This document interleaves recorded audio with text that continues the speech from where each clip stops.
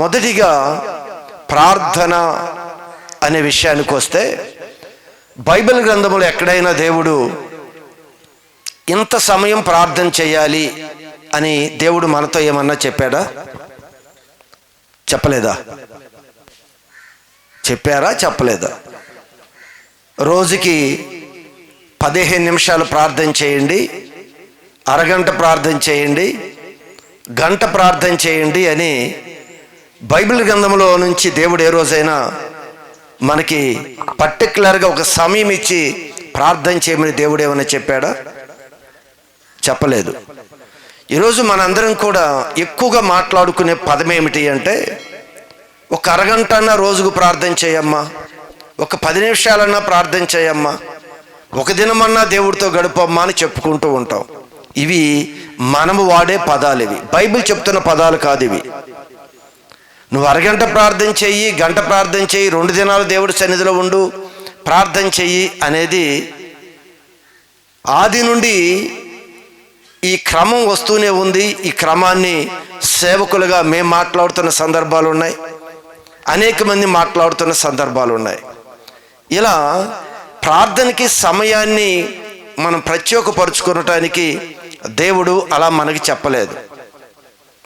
కానీ ఒకవేళ ఎందుకు సేవకులు 10 నిమిషాలు ప్రార్థన చేయండి, అరగంట ప్రార్థన చేయండి, గంట ప్రార్థన చేయండి అని చెప్పుతున్న విధానం ఏమిటి అంటే, అసలు సంపూర్ణమైన ఒక ప్రార్థనలో నడిపించటానికి ఇవన్నీ కూడా మూల పాఠాలు ఇవి. అంతేకాని ఇది సంపూర్ణమైనది కాదు. 15 నిమిషాలు ప్రార్థన చేస్తే సరిపోతుందా, గంట ప్రార్థన చేస్తే సరిపోతుందా అంటే మీకు అర్థం కావడానికి ఒక విషయం చెప్తాను. మనం బ్రతకాలి అంటే గాలి పీల్చుకోవాలి. గాలి రోజుకి ఒక 15 నిమిషాలు పీల్చుకుంటే సరిపోయిద్ది అంటారా? మరి ఎన్ని గంటలు పీల్చుకోవాలి? ఎన్ని గంటలు పీలవాలమ్మా? నిత్యము పీలవాలి. అయితే మీరు ప్రార్థన కూడా నిత్యము ఉండాలి. కానీ ఇది 15 నిమిషాల ప్రార్థన, అరగంట ప్రార్థనగా కేటాయించుకొని ప్రార్థన చేసి తర్వాత ప్రార్థన విడిచి మనం జీవించే విధానము, అది క్రైస్తవుల యొక్క భక్తికి అది వేరైనది. మనందరిలో మనసులో పడింది ఏమిటి అంటే, ఇదిగో ఈ కొద్ది నిమిషాలు ఒక దినం నేను ప్రార్థన చేస్తే, రోజు సాయంత్రం ప్రార్థన చేస్తే, ఉదయకాలం ప్రార్థన చేస్తే చాలు అనుకుంటున్నాం. బైబిల్ అయితే అలా చెప్పలేదు.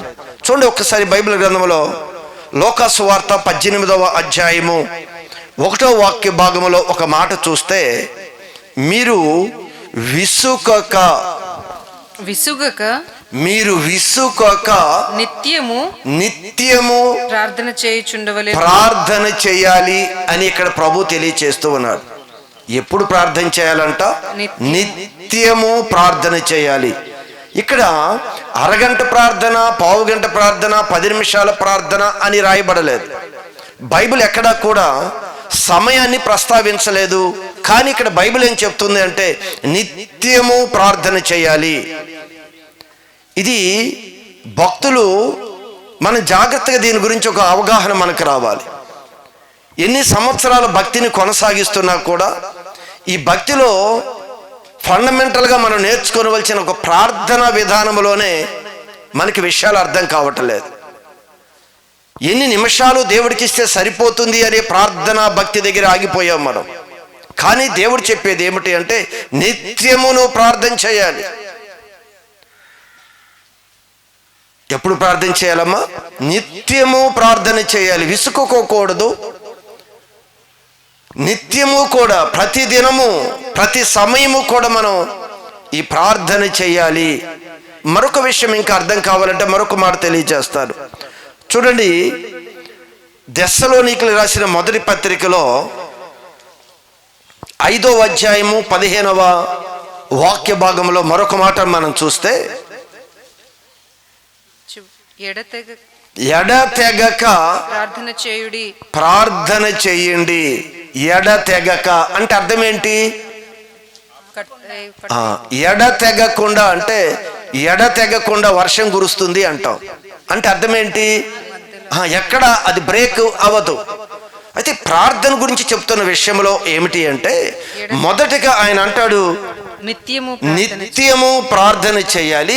నిత్యము చేసే ప్రార్థన ఎలా ఉండాలి? ఎడతెగక ఉండాలి. ఇప్పుడు కూడా లింక్ ఎడతెగక ప్రార్థనలో ఉండాలి అని. అయితే ఇది మనకు అర్థం కాకపోవచ్చు. ఎడతెగక ఎలా సాధ్యమవుతుంది? ఇది పనులన్నీ మానుకొని అలా దేవుడి సన్నిధిలో కూర్చొని ప్రార్థన చేస్తే మన ఉపాధి ఎలాగా, మన జీవనం ఎలాగా అనే ఆలోచన మనకు రావచ్చు. ఎడతెగక ప్రార్థన చేయటము అనేదైనా, నిత్యము ప్రార్థన చేయటము అనేది ఎలా ఉంటుంది అని అడిగితే ఒక విషయం చెప్తాను మీకు. ఈరోజు దేవుని సన్నిధిలోకి వచ్చి ప్రార్థన చేస్తాం. ప్రభా, నా కుటుంబంలో ఈ సమస్య ఉంది అని చేస్తాం, లేదా నా యొక్క దేహంలో ఈ బలహీనత ఉంది అని చేస్తాం. పర్టికులర్గా ఒక ప్రాబ్లం గురించి మనం ప్రార్థన చేస్తాం, మిగిలిన దాని గురించి మనం ప్రార్థన చేయం. ఎందుకు అంటే మిగిలిన మనం చేసుకోగలము అనే ఆలోచన మనది.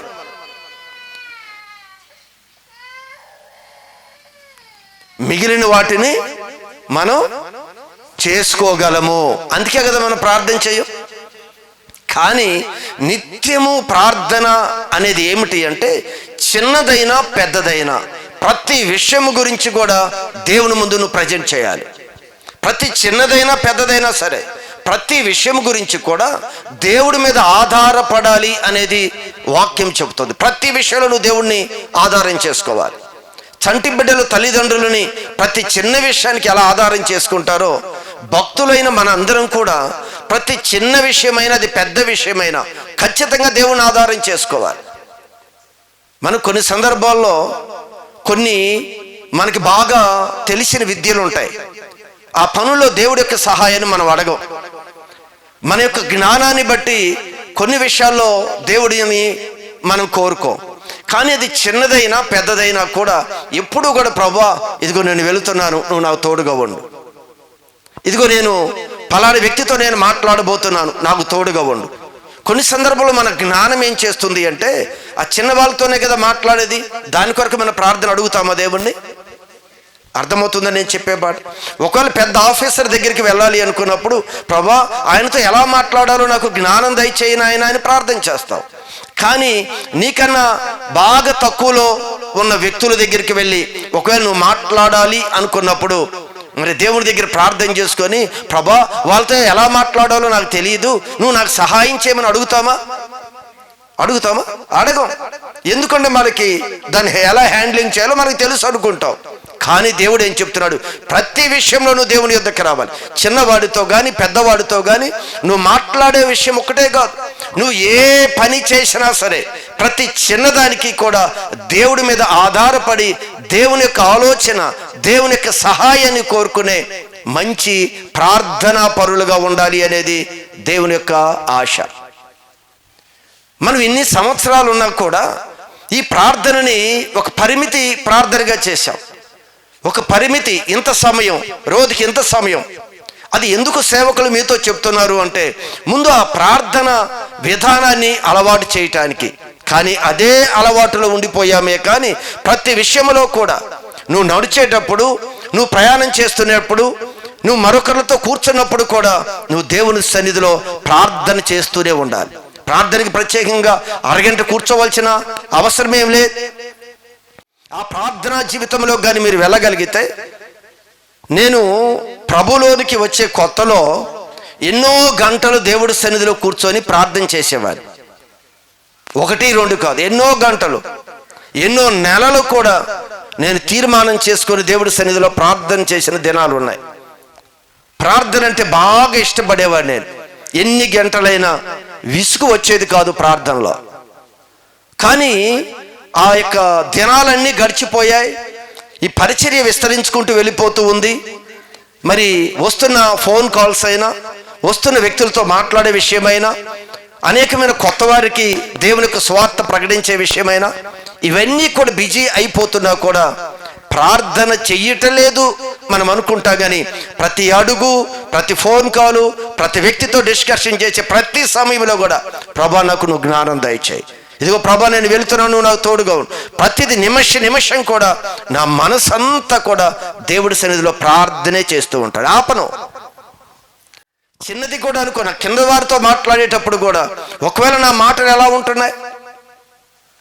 అందుకే ఈరోజు మనిషి కొన్ని విషయాలు దేవుని యొద్దకు వస్తూ చాలా విషయాలు నేను చేసుకోగలను, దీనివల్ల నాకు ఇబ్బంది ఏం లేదు అన్న విధంగా మనం వెళ్ళిపోతున్నాం. కానీ ప్రార్థన గురించి బైబిల్ చెప్తున్నది ఏమిటి అంటే, చిన్నదైనా పెద్దదైనా ప్రతి విషయము కూడా నువ్వు దేవుని యొక్క సహాయానికి ఆయన యొద్దకు రావాలి. నీ భర్తతో నీ భార్యతో నువ్వు కోపరం చేసేటప్పుడు, వారితో మాట్లాడేటప్పుడు, నీ పిల్లలతో నీ యొక్క కుటుంబాన్ని ముందుకు కొనసాగించాడు ప్రతి విషయంలో ప్రభా నాకు జ్ఞానం కావాలి, పరువ నాకేమీ లేదు, ప్రతిదీ కూడా నీ సహాయం కావాలి అని ఎవరైతే ఆయన మీద ఆధారపడతారో దేవుడు వారిని బట్టి బహుగా సంతోషిస్తాడు.